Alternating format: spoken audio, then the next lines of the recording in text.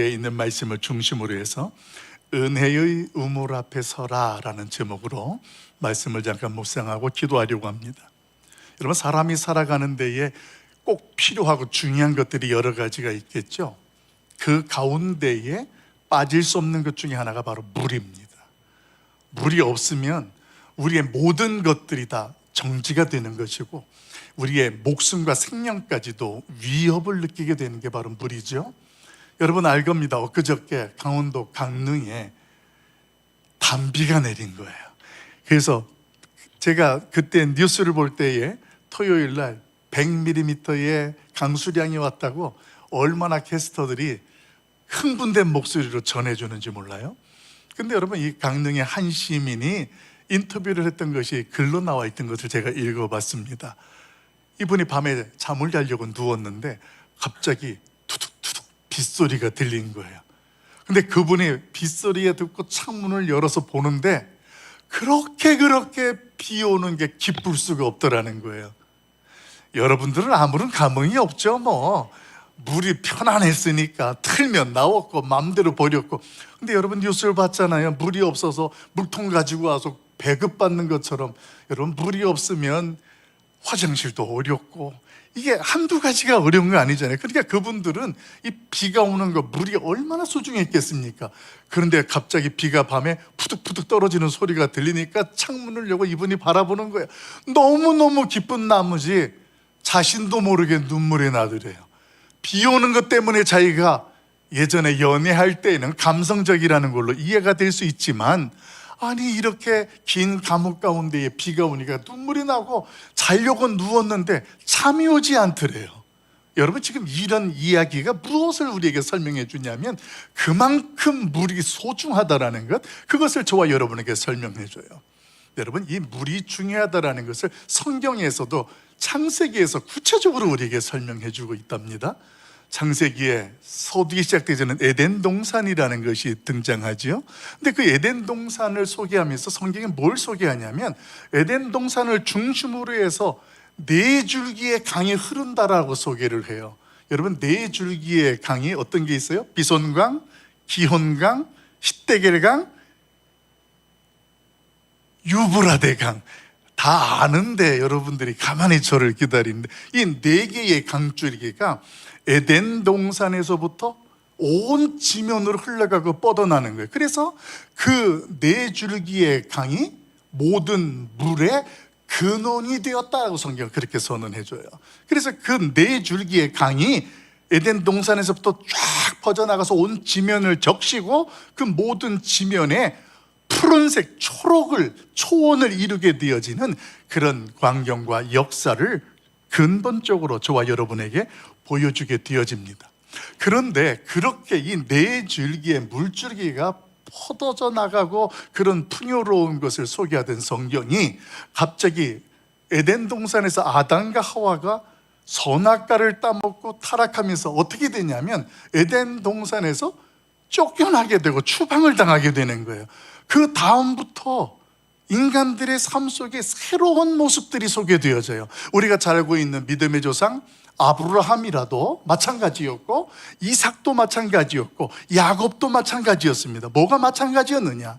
그들이 하나님 앞에서 그렇게 언약이고 믿음의 조상으로 섰지만 그들의 삶의 현장에 이동하는 것마다 그 다음부터 그들이 행했던 것이 뭐냐면 뭘 팠을까요?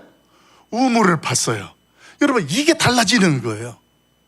에덴 동산에서 우리가 하나님 앞에서 천국 생활을 누릴 때에는 그냥 그 자체였어요.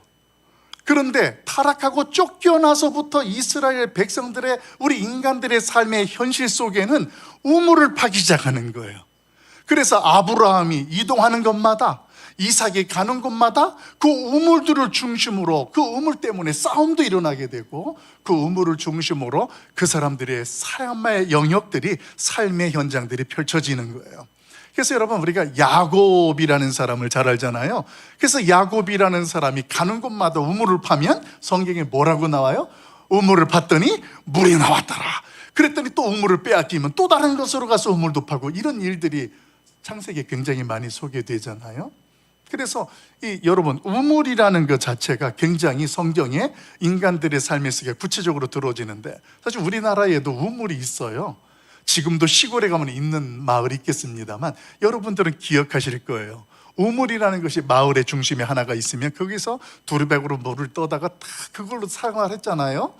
그런 우물이 있는데, 우리가 그런 우물들을 보니까 성경에서 말하는 아브라함 우물을 파고 이삭도 야곱도 팠던 우물들을 우리가 가지고 있는 생각 개념으로 그 우물을 이해하거든요. 근데 현실적으로 이스라엘 백성들, 팔레스타인 지역에 있었던 히브리인들의 우물은 우리가 알고 경험했던 우물과 조금 달라요. 우리 우물의 모양을 제가 두 가지를 설명해 드리고 보여드릴 텐데, 우리 첫 번째 우물 한번 봅시다. 이번에 제가 가서 이스라엘 백성들의 우물을 찍어온 사진이에요. 여러분, 지금 입구가 이렇게 되어 있어요. 그리고 그 밑으로 우물이 있는 거죠. 두 번째 우물의 모양도 볼까요? 이건 조금 더 발전되면서 네모난 우물이 되는 거예요. 이렇게 우물 입구가 있는데 특징을 여러분 알아야 돼요. 우리나라는 우물이 있으면 허리쯤까지 이렇게 우물 턱이라는 것이 이렇게 올라와 있어서 위험하지 않도록 해줘요. 그리고 그렇게 우리가 파지는 우물의 특징은, 두 번째는 땅을 파면 거기서 솟아나는 거예요, 물이. 그래서 우물물이 계속 밑에서 솟아나서 그 물이 마르지 않는 거예요. 그래서 우물을 팠을 때 물이 안 나오면 메어버리고 또 다른 데 파는 거, 이게 우리나라의 우물의 개념이거든요. 근데 이스라엘 백성들에게 우물의 개념은 땅을 파서 거기에서 물이 나왔다라는 것 자체는 우리가 생각하는 개념이 조금 달라요. 이들의 우물은 지면과 턱이 구분이 없어요. 그렇죠? 그래서 비가 오면 이 우기 때에만 비가 오잖아요. 건기 때는 안 와요. 우기 때 오는 게 보통 3, 4개월 정도 비가 내리는데, 그 기간에는 물이 막 비가 오면 이렇게 지형적으로 물들이 모이는 거예요. 그래서 우물이 있는 데가 어떤 데냐면 모일 수 있는 그 지역에 이렇게 구덩이를 파는 거예요. 그 구덩이를 파면 입구는 이렇게 생겼고, 들어가면 이렇게 도자기형처럼 그 안에가 용서하세요. 이런 식으로 우물이 파 있어요. 그리고 바닥은 평평한 게 아니라 15도 각도를 주어서 한쪽으로 이렇게 기울어지는 게 실제적인 우물의 모습이에요. 제가 사진을 찍는데 그 우물이 깊이가 깜깜해서 찍었는데 바닥이 안 나와요. 제가 눈으로 보고 온 거예요. 그래서 왜 바닥이 이렇게 됐을까? 이유가 있었더라고요. 물이 비가 오면 흙탕물들이나 자갈들이 같이 들어갈 거 아닙니까? 그렇게 들어가면 경사가 지니까 무거운 것들이 밑으로 침전되어지고 위에 있는 물들이 맑아지면 그 물을 떠서 쓰는 거예요. 그게 이스라엘 백성들의 우물 사진인데, 그 우물을 평상시에는 어떻게 놓냐면, 물이 귀하고 우물이 중요하니까 무거운 돌로 막아놔요. 우리 막아놓은 거, 이런 돌로 막아놔요. 이게 우물이에요. 구분이 없으니까 그냥 돌로 구멍을 이렇게 막아놓는데, 저희 함께 갔던 7분의 목사님 중에서 누군가에게 저 돌멩이를 한번 들어보라고, 그래서 그 돌멩이를 이제 들어보려는 거예요. 그걸 또 영상으로 찍은 게 있어요. 우리 볼까요? 자, 저걸 지금 들어 올리려고요. 우리 소리도 있을 텐데. 네, 소리가 안 나나 봐요. 안 들어도 괜찮아요. 저 뚜껑을 잡고 있는데 저 정도로 크고 움직이지 않는, 그리고 무거운 우물 뚜껑 물이었습니다. 이 우물이 할렐루야. 지금 됐어요. 야곱이 이제 지나가는 건 끝나는 거예요. 저게 야곱의 우물의 모습이 저런 모습이었고 돌이 이렇게 막아놓은 거예요. 근데 저 목사님이 처음에 낑낑 들으다 안 되니까 그걸 내고서 기도하고 있는 거예요. 하나님, 돌문, 이게, 그걸 영상으로 이렇게 찍은 영상을 잠깐 우리가 살펴봤어요. 결론은 돌멩이가 움직이지 않았다라는 거예요. 근데 여러분, 목자들이 양들과 염소를 끌고 오면 물을 먹여야 되잖아요. 그렇게 먹일 때 목자 혼자서는 안 돼요. 근데 목자가 혼자 안 다니거든요. 같이 다녀요. 그 사람들이 이렇게 치워요. 근데 여러분, 우리가 성경에 보게 되어지면, 그 창세기에 보게 되면 여자가 양들과 가축을 끌고 우물에 와서 물을 먹이는 일이 나와요. 여자는 손도 못 대요. 대지만 움직이지 않는다는 뜻이에요. 그럼 어떻게 했을까요? 남자 목자들이 와서 치우고 자기들 물을 다 먹이고 나면 그 다음에 그 물을 먹이는 일이에요. 그리고 설사 그 물을 혼자 먹인다면 그 여자는 장사인 거예요. 혼자가 아닌 거고. 그러니까 그런 일들이 성경에 나오는 거 읽을 때 그런 상황 속에서 이 우물에서 양들에게 물을 주는구나. 물 준다는 게 우리가 아는 것처럼 두레박으로 퍼가지고 이렇게 주는 개념이 아니라 저 돌을 치워야 돼요. 그렇게 치우고 그 다음에 그 물을 펄 수 있는 도구로 그 물들을 먹여주는 것, 이것이 이스라엘 백성들의 현실이었다라는 거예요. 자, 여기서 이제 저와 여러분 이런 질문을 가질 수 있는 거예요. 그러면 왜 하나님께서는 우리 인간들에게 우물을 파서 살아가게 하셨을까? 이 질문을 갖게 되는 거예요. 에덴 동산에 있을 때에는 우물이라는 근거가 없었어요. 근데 쫓겨나서부터 믿음의 조상 아브라함이라는 사람을 중심으로 해서 아브라함이나 이삭이나 야곱으로 하여금 우물을 파게 하는 거예요. 근데 우물을 파는데 물이 솟아나기보다는 우기 때에 내려서, 하늘에서 내려서 모여진 저장된 물들로 건기를 살아가는 거예요. 그리고 나는 이 우물, 왜 그랬을까요? 오늘 그 이야기에 대해서 우리가 이런 생각도 하겠죠. 차라리 하나님께서 이스라엘 백성들을 택하시고 부르시는 출애굽 여정에 보면 그들이 처음에 살던 데가 어디냐면 이집트 애굽이라는 데인, 애굽에 라일 강이 있잖아요. 강변 옆에서 그 강변의 물줄기를 통해서 풍요로움을 누렸단 말이에요. 그러다 보니까 애굽 사람들은 라일 강이 그들의 신이었어요. 그 물이 그들에게 소원을 들어주고 풍요롭게 해주는 우상 같은 개념이 라일강이에요. 그래서 하나님께서 그 물을 피바다가 되게 했던 거거든요. 그 우상이 아무런 힘이 없다라는 걸 보여줬던 것이 출애굽 때 10가지 재앙 중에서 피로 모든 물들을 다 바꿔버렸던 이유 중에 하나가 바로 그 우상의 잘못된 것들을 깨뜨리고 하나님이 참 하나님이라는 것을 알게 하는 게 그 재앙 중에 한 가지였던 거예요. 그래서 그렇게 애굽의 강줄기의 풍요로움 속에서 살던 이스라엘 백성들을 그냥 강줄기에 살게 했으면 더 좋아할 수 있었을 텐데 하나님은 어떻게 했느냐? 거기서 끄집어냈어요. 그래서 약속의 땅이라는 팔레스타인의 가나안 땅으로 그들을 안내하는데, 그 땅은 어떤 땅이냐면요, 예전에 한번 제가 말씀을 드렸던 기억이 나요. 이 팔레스타인의 땅은 비가 오면 그 비를 흡수해버리는 땅이에요. 그러니까 이 물이 그렇게 고여 있어야 되는데 그렇지가 않은 거예요. 그러니까 그 모습을 통하여서 하나님께서는 애굽에서 살 수 있었던 그들을 이 팔레스타인, 이 가나안 땅으로 인도한 목적이 하나님의 은혜로만 너희가 살 수 있다라는 사실들을 깨닫고 그 하나님의 은혜 안에 거하도록 하는 것, 이것이 하나님께서 그들을 물이 풍족한 애굽에서 인도하고 건져내서 하나님 앞에서 하늘에서 내리는 비로만 경작할 수 있는 팔레스타인 땅에 살게 하신 궁극적인 이유가 된다라는 거예요. 이런 내용들이 이스라엘 백성들의 출애굽 여정 가운데 하나님께서 이것을 깨닫게 하려고 수많은 역사들이 있었어요. 특별히 이 물과 관련된 여정 가운데에 출애굽 여정에 보면 그 물 때문에 일어난 대표적인 사건이 3가지가 있었습니다. 그 3가지가 3곳의 지형에서 있었는데, 우리 한번 지도 한번 볼까요? 지도를 보게 되어 지금 여러분이 볼 때 파란색으로 동그라미가 치어진 게 있어요. 여러분이 볼 때 이쪽에 보면 먼저 마라라는 지역에 동그라미가 치져 있죠. 수르 광야의 마라에서 있었던 물사건이 한 번 있었습니다. 어떤 일일까요? 물사건, 마라에서 이스라엘 백성들이 홍해를 건넜으니 얼마나 기뻤을까요? 홍해를 마른 땅까지 건너왔으니 행복했습니다. 그런 기쁨 속에서 수르 광야를 들어갔는데 그 광야길에 물이 없는 거예요. 그래서 얼마나 힘들었을까? 물이 만나졌어요. 만났는데 마라에서 만든 그 물이 어떤 물? 쓴물인 거예요. 그리고 거기에서 쓴물 때문에 하나님께 원망하고 불평하기 시작합니다. 그래서 하나님께서 그들을 이끌어서 엘림이라는 곳에 갔더니 거기에 물이 풍성하고 달콤한 물, 그들이 마시게 했던 그런 역사가 수르강야, 거기에 마라라는 지역에 있었습니다. 그리고 나서 오늘 그들이 2번째 지역인 신광야, 르비딤이라는 지역을 가게 돼요. 거기에 나오죠. 2번째, 바로 아래 파란색이에요.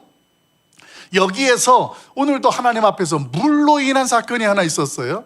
이 르비딤에서 무슨 일이 있었느냐면 거기에서 이스라엘 백성들이 또 물 때문에 하나님께 원망하고 불평합니다. 그러면서 한 가지를 더 해요. 도대체 우리 가운데 하나님이 지금 계시냐 안 계시냐, 하나님과 마치 다투듯이 하나님 앞에 불평 원망하는 일들이 이 르비딤에서 일어나게 됩니다. 그때 하나님께서 모세에게 반석에서 물을 내게 해서 먹게 했던, 여러분 무리바 사건 기억나시죠? 출애굽기 17장에 소개되어지는 내용이에요. 그래서 그 물을 마셨던 이스라엘 백성들, 거기가 바로 르비딤의 첫 번째 일어났던 이 무리바 사건이었습니다. 그러다가 이제 이스라엘 백성들이 이렇게 시내산을 경유해, 제일 아래가 시내산이에요. 거기를 경유해서 이스라엘 백성들이 이제 올라갑니다. 올라가다가 어디에 그들이 이르게 되냐면 가데스바니아라는 지역에 이르게 됩니다. 이 가데스에 이르렀는데 거기에서 또 어떤 일들이 일어나느냐, 여러분 지금 우리가 묵상하는 민수기 21장 앞쪽에 우리가 지나온 그쪽에 보면 20장에 무슨 일들이 소개되어지냐면 반석에서 또 물이 나오게 되는 사건이 나와요.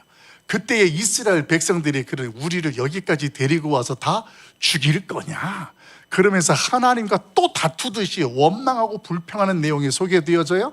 그때 하나님께서 다시 모세에게 명하여서 그 반석에서 물을 내게 하는데, 여러분 우리가 여기서 다 기억할 겁니다. 어떤 기억을 해요? 그 반석에서 물이 나오는 과정 중에 모세가 그 지팡이로 우리가 너희에게 물을 내려 하게 되므로 하나님 앞에서 그 모세가 어떻게 되어져요? 가나안 땅에 들어가지 못하게 되었다라는 청천벽력 같은 그 말씀이 소개되는 거예요. 그게 굉장히 무서운 말씀이에요. 근데 하나님께서 거기서 뭐라고 말씀을 하냐면 모세에게 하나님의 거룩함을 드러내지 않았다라는 말씀을 성경은 소개하잖아요. 그럼 도대체 하나님의 거룩함이람을 드러내지 않았던 게 실질적으로 뭐냐? 사실 이 부분에 대해서 저와 여러분이 궁금하면서 하나님이 거룩한 분이니까 하나님의 영광을 드러내야지 뭐 이렇게 생각도 하고 구별돼야지 뭐 이런 말씀들을 우리가 묵상도 합니다. 오늘 제가 그 부분도 정리하면서 나아가려고 합니다. 이스라엘 백성들이 있었던 물의 세 가지, 한번 정리된 거 한번 볼까요? 출애굽 이후에 물과 관련된 세 가지 사건을 정리하면 수르광야에서의 마라 사건과 신광야 르비딤에서의 1차 무리바 사건, 반석에서 물이 나왔던 사건.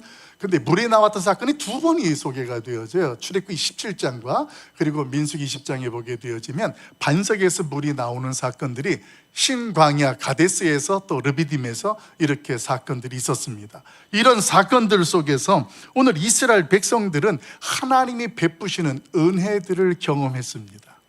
쓴물을 단물로 바꿔주시는 은혜도 경험했고, 반석에서 나오는 물도 마셨고, 그리고 또 밤낮으로 오늘 하나님이 그들을 지키시고 보호하시면서 40년 동안 그들을 하나님의 약속한 땅으로 인도하는 여정이 성경에 소개되어집니다. 여러분 그 가정 가운데 어떤 일들이 변화가 나타나냐면 이스라엘 백성들이 애굽에서 나올 때에 함께 출발했던 그 세대가 그 40년이라는 광야 여정, 하나님이 베푸시는 은혜를 그들이 경험하고 그들이 누렸던 상황 속에 그 1세대가 다 광야에서 다 죽는 거예요. 그리고 광야에서 자고 자라난 사람들이 그 다음 2세대가 이루어서 가나안 땅을 들어가기 직전으로 이제 가데스바네에 되는 거예요. 제가 이 말씀을 드리게 되냐면 왜 반석에서 물을 내게 되어지는 일을 하나님께서는 반복적으로 이렇게 이스라엘 백성들에게 행하셨고, 오늘 이 시대를 살아가는 저와 여러분에게 똑같이 반석에서 나온 이야기인데 그 얘기를 우리로 하여금 다시 묵상하게 하느냐라는 것입니다. 그 이유는 한마디로 정리하면 이렇습니다. 그 당시에 광야 생활을 행하였던 이스라엘 백성들, 출애굽을 했던 1세대나 광야에서 태어나고 자란 그 세대나 그들의 모습을 보면 하나님 앞에서 여전히 불평불만하는 그 자체들을 보면 조상들과 비교할 때 별 차이가 없다라는 걸 지금 성경은 보여주는 게 무리바 사건을 1차, 2차로 저와 여러분에게 등장시켜 소개하는 궁극적인 이유가 되는 거예요. 그런 광야의 은혜를 경험했다면 조상들과 달리 홍해도 건너는 것도, 또 하늘에서 내려주는 만나도 먹은 것도, 반석에서 물이 나오는 것도, 이런 것들을 경험했다면 조상들과 달라야 되잖아요. 근데 지금 이 가데스 바니아에 있는 백성들이 하나님 앞에서 반석의 물을 먹게 되어지는 동기도 그 조상들과 별 차이가 없다라는 거예요. 하나님은 지금 그 백성들의 그 모습을 그대로 보여주는 것이 바로 두 번째 무리바 사건이었다라는 겁니다. 자, 그러면 이 시대를 살아가는 저와 여러분에게 성경을 통해서 이렇게 무리바 사건을 출애굽 17장에서 민수기 20장에서 우리에게 골고루 보여주고 반복해서 보여주는 이유가 뭘까요?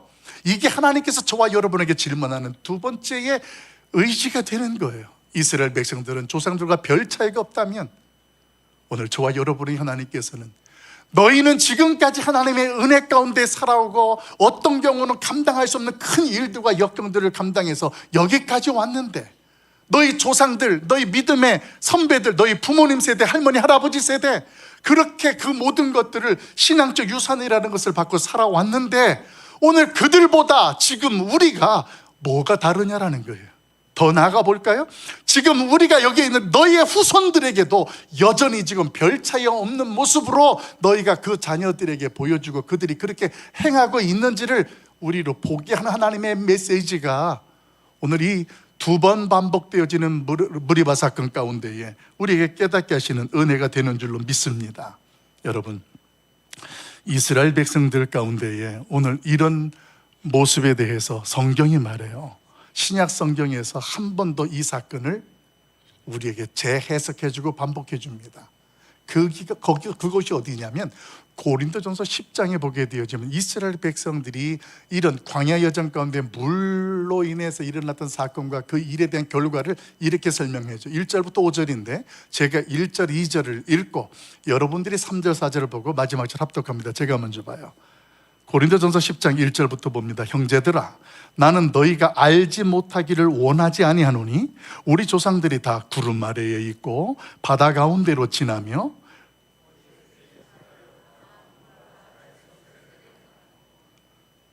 다 같은 신령한 음식을 먹으며 다 같은 신령한 음료를 마셨으니 이는 그들을 따르는 신령한 반석으로부터 마셨음에 그 반석은 곧 그리스도시라. 같이 봅니다. 그러나 그들의 다수는 하나님이 기뻐하지 아니하셨으므로 그들이 광야에서 멸망을 받았느니라. 아멘.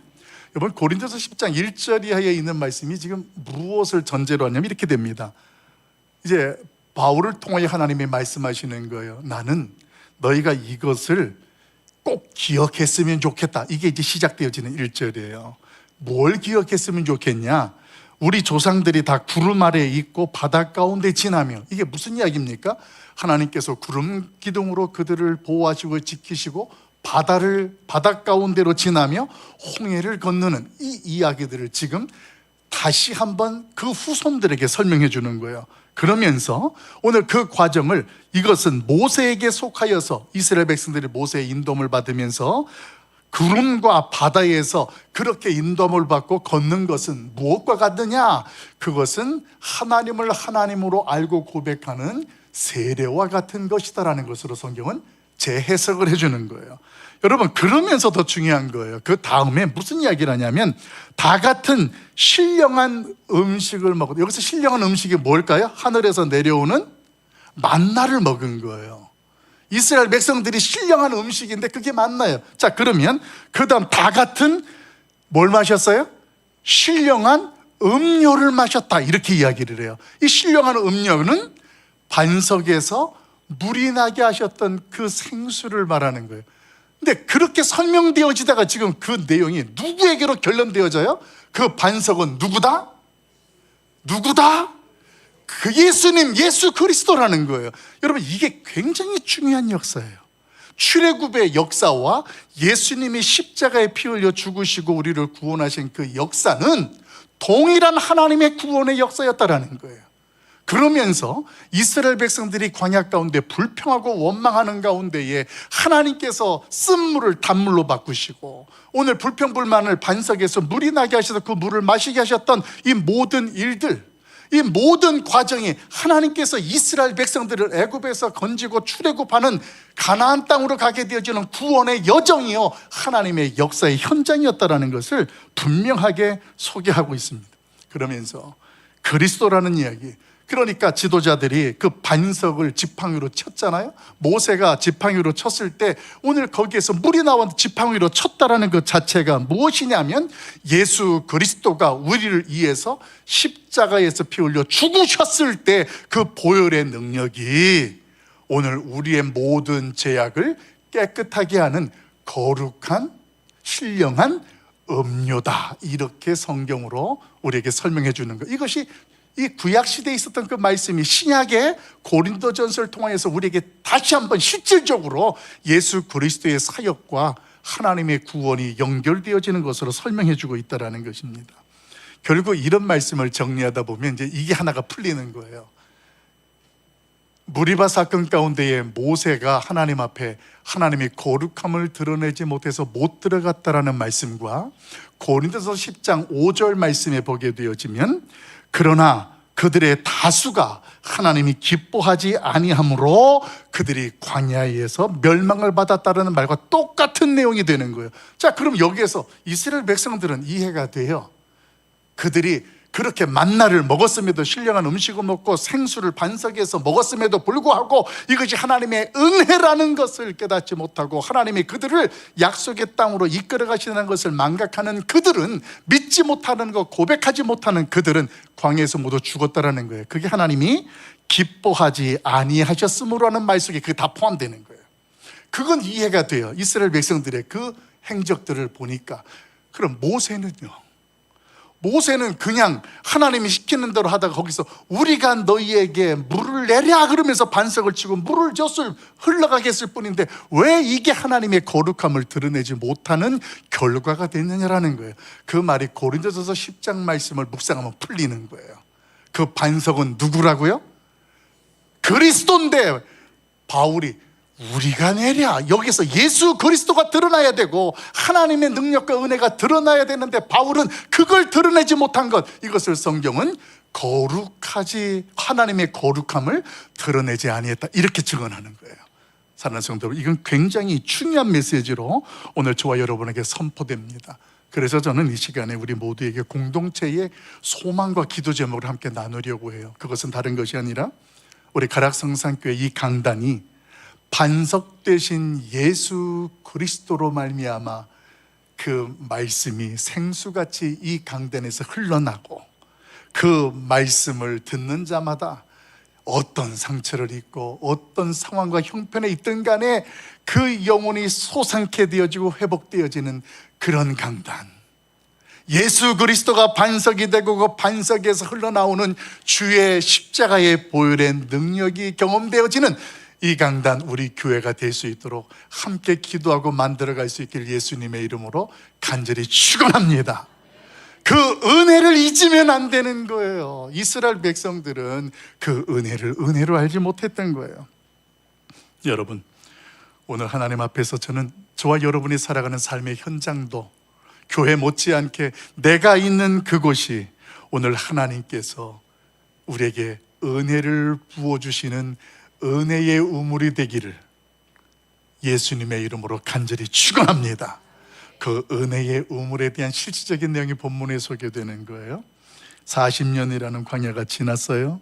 그 다음 세대들도 별별 차이가 없는 백성들을 하나님은 어떻게 하셨느냐, 그럼에도 그들을 은혜의 자리로 하나님이 이끌어가요. 그리고 도착한 것이 어디냐면 부엘이라는 것이에요. 우리 6절 한번 16절 읽어볼까요? 같이 봅니다. 시작. 거기서 부엘에 이르니 부엘은 여호와께서 모세에게 명령하시기를 백성을 모으라, 내가 그들에게 물을 주리라 하시던 우물이라. 아멘.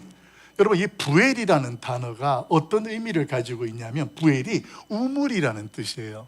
여러분, 부엘이라는 말이 들어진 어떤 지명 생각나지 않아요? 부엘세바, 기억나시죠? 이게 부엘이 우물이에요. 세바가 맹세예요. 그래서 부엘세바를 뭐라고 표현해요?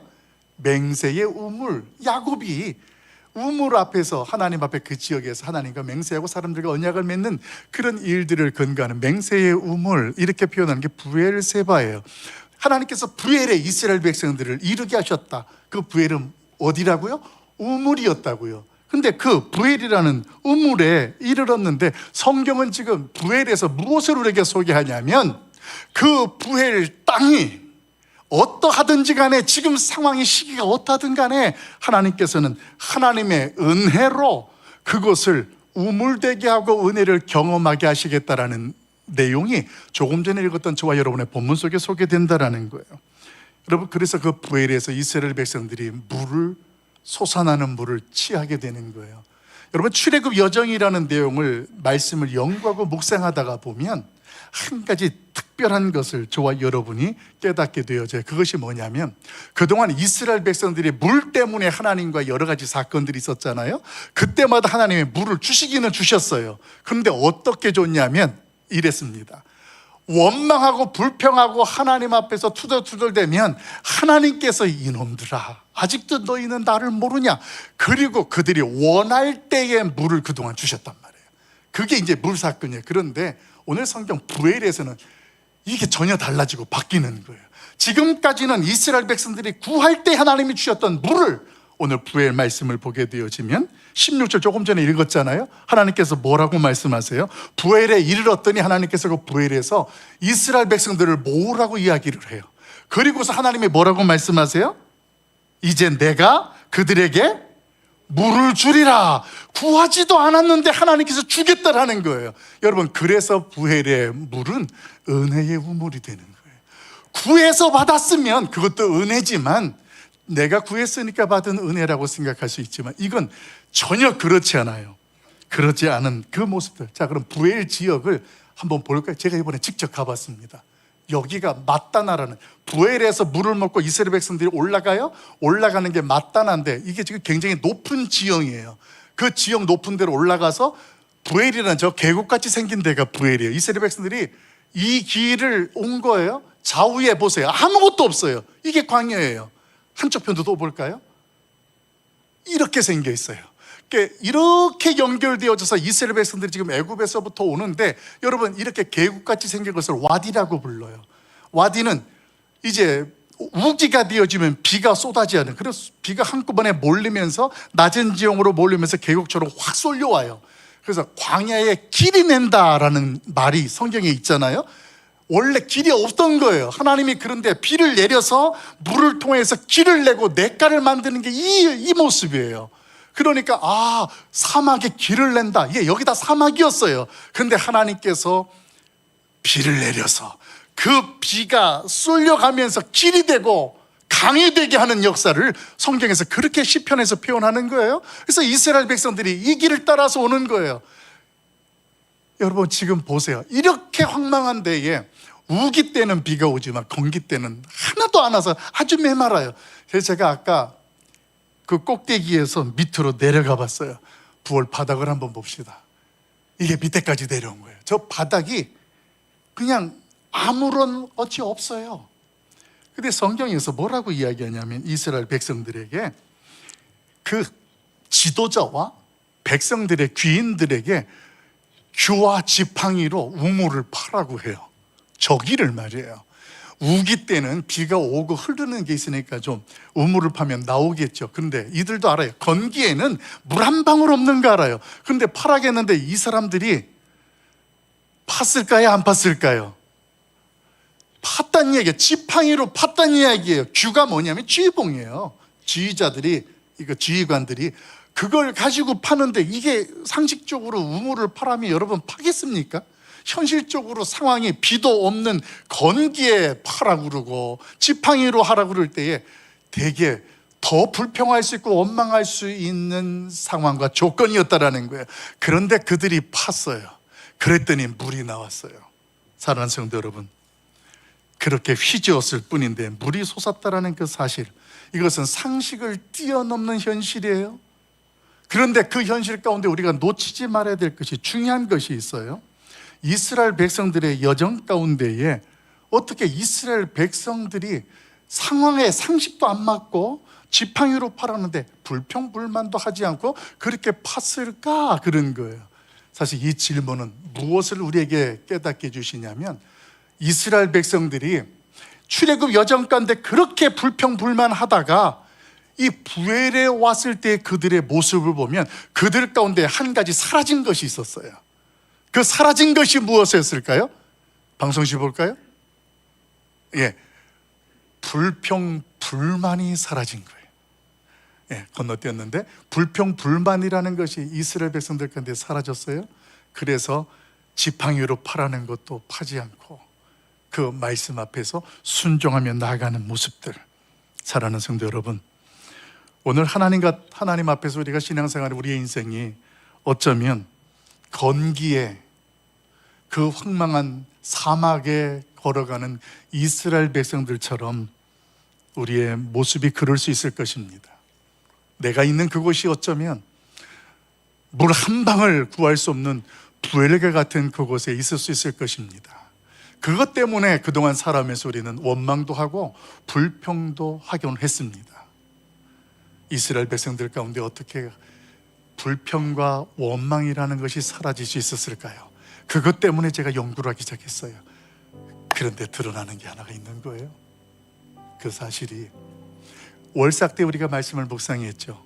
이스라엘 백성들이 물 때문에 원망해서 그 물을 취했던 게 20장이에요. 근데 그 20장 그 사건 이후에 그들이 이쪽으로 가면 에돔을 통과하게 되어지면 금방 갈 수 있는데 거기에서 거꾸로 반대로 등지고 돌아가야 되는 것 때문에 길 때문에 마음이 상해서 그들이 먹었던 모든 것들을 다 하찮은 것으로 여기면서 원망하는 일들이 소개되었습니다. 그곳이 어디였냐면 분온이었어요. 분온이라는 지역, 거기는 지역이 사진을 봤던 것처럼 자갈 바위들로 펼쳐진 정말 걸어가기 힘들고 넘어지고 까질 수밖에 없는 그런 지역, 거기서 그 백성들이 원망하고 불평했다는 거예요. 그때 하나님께서 그들에게 뭘 보내셨다고요? 불뱀을 보내셨어요. 그게 분온이었어요. 그 불뱀으로 백성들이 다 죽어가니까 그들이 하나님 앞에 자복하면서 살려달라고 할 때 하나님은 모세를 통하여서 부리뱀을 만들어서 장대에 세우게 합니다. 노뱀을 세우게 되고 그것을 바라보는 자는 살게 됐습니다. 여기서 깨달은 거예요. 이스라엘 백성들이 불뱀에 물려서 죽어가는 현장 속에서 하나님의 은혜를 깨닫고 그 장대를 보는 자가 살게 되었다라는 구원의 은혜를 경험한 이후부터 오늘 그들에게 뭐가 사라졌다고요? 불평과 원망이 사라진 거예요. 그러니까 하나님께서 상식적으로 안 되는 현실 속에 그들이 이르렀을 때 하나님이 미리 앞서서 어떻게 한다고요? 내가 너희에게 구하지도 않았는데 뭘 주겠다? 물을 주겠다. 부엘이라는 우물이라는 뜻을 가진 지역에 하나님은 그들에게 지팡이로 파서 물을 마시게 한 거예요. 그곳의 별명을 제가 지었어요. 은혜의 우물. 여러분, 저는 오늘 이 시대의 하나님 앞에서 저와 여러분도 죄와 허물로 죽었던 우리가 예수님의 십자가의 은혜로 구원받았잖아요. 그런데도 이스라엘 백성들이 잃어버린 것을 우리는 끝까지 붙잡고 있어요. 그들은 그 불뱀 사건 이후에 가나안 땅에 들어갈 때까지 그들에게서는 원망과 불평이 사라졌는데 우리는 십자가의 은혜를 입었음에도 불구하고 지금 오늘 우리의 인생 속에서 만족함도 없고 불평과 원망 속에 있다면 지금 있는 내가 있는 그곳은 은혜의 우물이 될 수가 없어요. 여러분, 권면합니다. 은혜의 우물가에 서는 사람이 어떤 사람이에요? 십자가의 은혜를 입고 내가 구원받은 자로 내가 지금 그 자리를 살아가고 있다는 것을 깨닫고 그 자리에서 하나님 앞에서 구원받은 은혜에 죄 용서받고 하나님의 사람이 된 것에 감사함으로 고백하며 나아가는 그들, 불평 불만이 없는 그 사람, 그 자리에 하나님께서는 지팡이로 파는 우리의 작은 믿음으로 행하는 우리의 모습 속에 샘물이 솟아나고 우리로 하여금 그 은혜의 우물 가운데에 주인공이 되게 하실 줄로 믿습니다. 이 사실을 예수님께서는 요한복음 4장에 보면 사마리아 여인과의 대화 속에서도 말씀을 합니다. 오늘 9절과 10절 말씀은 제가 읽어드릴게요. 예수님께서 사마리아로 지나가다가 한 여인을 만납니다. 사마리아 여자가 이르되 예수님이 물을 달라 했더니 그 여인이 말합니다. 당신은 유대인으로 어찌하여 나에게 물을 달라고 합니까? 이는 유대인이 사마리아인과 상종하지 아니하는 현실이었기 때문에 그랬습니다. 그때 예수님께서 말씀하시죠. 이르시되 내가 만일 하나님의 선물과 또 내게 물 좀 달라 하는 이가 누구인 줄 알았더라면 내가 그에게 구하였을 것이요 그는 내게 생수를 주었으리라. 여러분, 반석이 예수 그리스도이시고 그 반석에서 생수가 나오는 물을 먹는 신령한 음료를 마신 자들, 오늘 하나님께서 저와 여러분에게 말씀합니다. 예수님은 이 땅에 자기 자신을 저와 여러분을 위해서 생수로 내어주셨어요. 우리가 성찬식 때에 보게 되어지면 내 살과 피를 먹고 마시는 자는 영생을 얻었고 죽어도 영원히 다시 살게 되리라는 말씀을 묵상하면서 성찬에 동참합니다. 이것이 믿음의 고백이라는 거예요. 오늘 우리의 모습 속에 내가 있는 그곳이 어떤 것이라도 하나님이 그곳에 역사하시면 은혜의 우물이 있는 부엘이 될 줄로 믿습니다. 아멘입니까? 그 자리에서 십자가의 보혈의 능력이 나를 어떻게 살게 했는지를 놓치지 마십시오. 그래야 원망과 불평이 사라지는 거예요. 이스라엘 백성들에겐 그게 시작이 된 거예요.